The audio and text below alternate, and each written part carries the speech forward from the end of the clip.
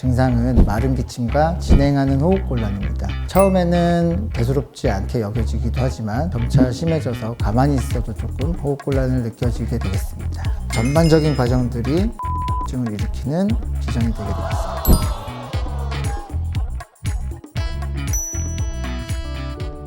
안녕하십니까. 저는 가톨릭대학교 인천성모병원 호흡기내과 조교수 김경훈입니다. 폐섬유화는 폐 조직이 두꺼워지고 딱딱해지는 현상을 말합니다. 폐섬유화가 진행되는 환자분들의 경우에는 손상된 곳에 똑같은 조직이 형성되지 못하고 섬유세포들이 뭉쳐지게 되고 점차 그것 때문에 두꺼워지게 되고 전반적인 과정들이 폐섬유증을 일으키는 기전이 되게 되겠습니다.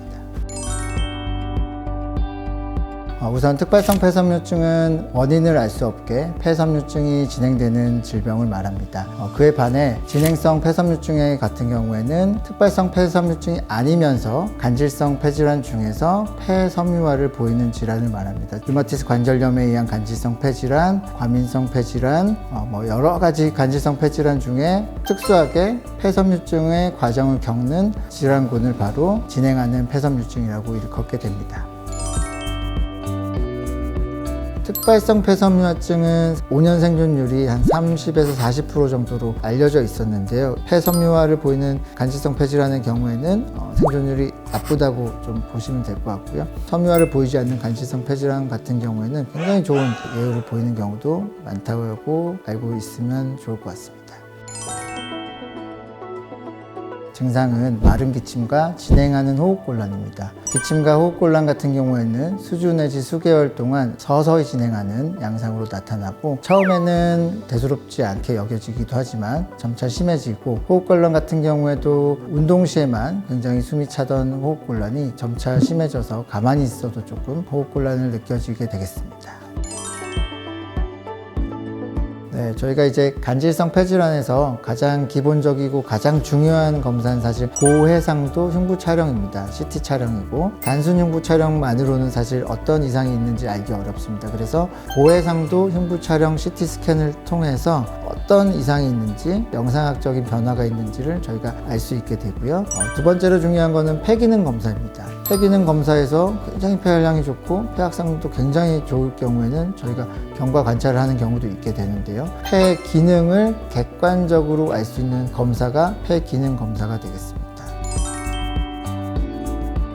곤봉지라는 것은 곤봉 모양의 손가락을 나타내는 말인데요. 점차 이제 만성호흡곤란, 만성호흡부전이 생기게 되고 손톱 모양이 굉장히 부풀어 오르게 되고 툭 튀어나오게 됩니다. 산소가 모자란 상태가 지속되면은 일어나게 되는 현상이고 사실 왜 이렇게 변하는지는 저희가 아직까지 알 수가 없습니다. 특발성 폐섬유증의 치료에는 약물적 치료 방법과 비약물적 치료 방법이 있는데요.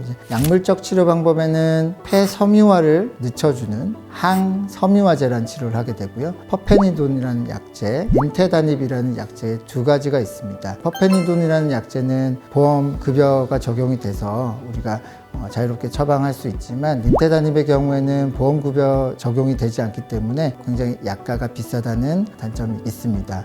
두 약제 모두 진행하는 섬유화를 막아주는 이제 효과를 보려고 저희가 치료를 하게 되고요. 건강했던 폐 상태로 돌려주는 치료는 없습니다. 또한 비약물적 치료 방법으로는 재활 치료가 있게 되겠고요. 그다음에 재활 치료뿐만 아니고 산소 치료, 말기의 단계에 이르렀을 때 보는 이제 완화 치료도 있게 되겠습니다. 환자분이 젊은 나이고 너무 빠르게 진행하거나 너무 많이 진행됐거나 치료 옵션으로서 폐 이식도 고려할 수 있겠습니다. 폐 이식을 하는 경우에는 1년 생존율이 보통 80에서 85%로 알려져 있고 5년 생존율은 한 50에서 65%로 알려져 있는데 거의 서양에 근접하게 이식 기술도 발달하고 잘하고 있는 것으로 알려져 있습니다.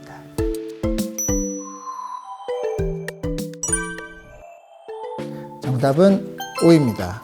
폐 조직 검사 같은 경우에는 여러 가지 조직 검사 방법이 있는데 전신 마취를 통한 흉곽경 폐 생검 같은 경우에는 전신 마취를 해야 되기 때문에 환자분의 기저폐 기능이 굉장히 안 좋으신 경우에는 환자분의 급성 악화를 유발할 수 있기 때문에 보통 잘 하지 않습니다. 또한 환자분의 나이가 굉장히 고령, 이럴 경우에도 하기가 어려운 경우가 있습니다.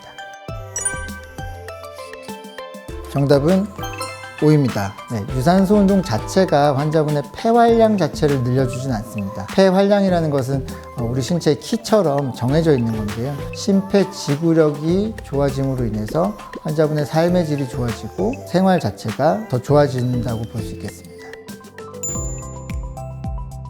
굉장히 많이 말씀드리는 건데, 몸에 좋다는 음식을 자꾸 너무 많이 드시는데, 몸에 좋다는 음식을 너무 많이 드시지 마시고, 이상한 약들, 시중에 이제 허락되지 않은 약들이 또 있는데, 최대한 병원의 치료와 이런 걸 따라주시는 게 좋을 것 같고, 일상적인 이제 생활을 함과 동시에 규칙적인 운동, 그리고 규칙적인 식생활 습관, 그리고 담배를 피우시는 분들은 담배를 절대 피우시지 않는 것이 제일 중요할 것 같습니다.